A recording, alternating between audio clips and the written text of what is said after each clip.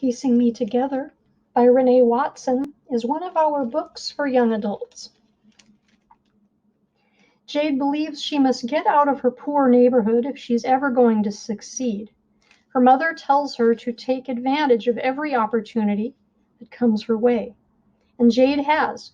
Every day she rides the bus away from her friends and to the private school where she feels like an outsider, but where she has plenty of opportunities. There's also at least one opportunity that she doesn't really welcome, Woman to Woman, a mentorship program she joins on the promise of a scholarship. Just because her mentor is Black and graduated from the same high school doesn't mean she understands where Jade is coming from. She's tired of being singled out as someone who needs support, someone people want to fix. Jade wants to speak, to create, to express her joys and sorrows, her pain and her hope. Maybe there are some things she could show other women about understanding the world and finding opportunities to be real, to make a difference. Piecing Me Together won the Coretta Scott King Book Award in the author category. It was also named as an honor book for the John Newbery Medal. This reading is with permission of Bloomsbury Publishing, plc. Español, Spanish language. I am learning to speak, to give myself a way out, a way in. Tener éxito, to succeed.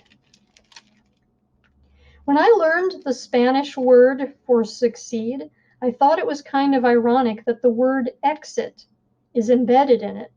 Like the universe was telling me that in order for me to make something of this life, I'd have to leave home, my neighborhood, my friends. And maybe I've already started. For the past 2 years, I've attended St. Francis High School on the other side of town, away from everything and everyone I love. Tomorrow is the first day of junior year, and you'd think it was my first day as a freshman, the way my stomach is turning. I don't think I'll ever get used to being at St. Francis while the rest of my friends are at Northside. I begged Mom to let me go to my neighborhood high school, but she just kept telling me, Jade, honey, this is a good opportunity, one I couldn't pass up. It's the best private school in Portland, which means it's mostly white, which means it's expensive. I didn't want to get my hopes up. What was the point of applying if, once I got accepted, Mom wouldn't be able to afford for me to go? But Mom had done her research. She knew St. Francis offered financial aid. So I applied, and once I got accepted, I received a full scholarship. So I kind of had to go. So here I am, trying to pick out something to wear that doesn't look like I'm trying too hard to impress, or that I don't care about how I look.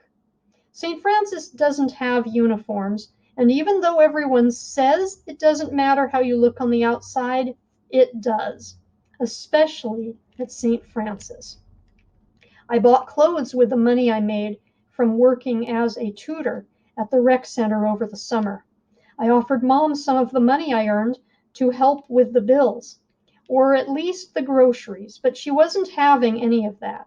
She told me to spend it on my school clothes and supplies. I saved some of it, though, just in case. Mom comes into my room without knocking, like always. I won't be here tomorrow morning when you leave for school, she says. She seems sad about this, but I don't think it's a big deal. You won't see much of me this week. I'm working extra hours. Mom used to work as a housekeeper at Emmanuel Hospital, but she got fired because she was caught stealing supplies. She sometimes brought home blankets and the small lotions that are given to patients. Snacks, too, like saltine crackers, juice boxes. Then one of her coworkers reported her. Now, Mom works for her friend's mother, Ms. Louise, a rich old lady who can't do much for herself. Mom makes Ms. Louise breakfast, lunch, and dinner, gives her baths, and takes her to doctor's appointments. She cleans up the accidents Ms. Louise sometimes has when she can't make it to the bathroom. Ms. Louise's daughter comes at night, but sometimes she has a business trip to go on, so Mom stays. I know Mom isn't here just to tell me her schedule for the week because it's posted on the fridge. That's how we communicate. We write our schedules on the dry erase board and use it to let each other know what we're up to. I close my closet, turn around, look at her, and wait. I know what's coming. Every year since I started at St. Francis, Mom comes to my room the night before school and starts giving me the talk. Tonight, she's taking a while to get to it, but I know it's coming. She asks questions she already knows the answers to. Have I registered to take the SATs yet? And am I still going to tutor at the rec now that school has started? And then she says, Jade, are you going to make some friends this year? Here it is, the talk. Really, Mom? Yes, really. You need some friends. I have Lily. You need friends who go to St. Francis. You've been there for 2 years. How is it that you haven't made any new friends? Well, at least I haven't made enemies, I say. Mom sighs. I have friends there, Mom. They're just not my best friends. It's not like I go to school and sit all by myself in the cafeteria. I'm fine, I tell her. Are you sure? Mom asks, because I swear, it's like if you and Lily aren't joined together at the hip, you act like you can't survive.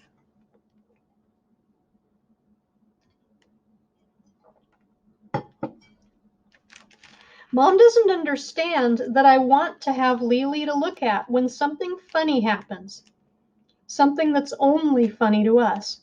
Our eyes have a way of finding each other no matter where we are in a room, so we can give each other a look that says, did you see that?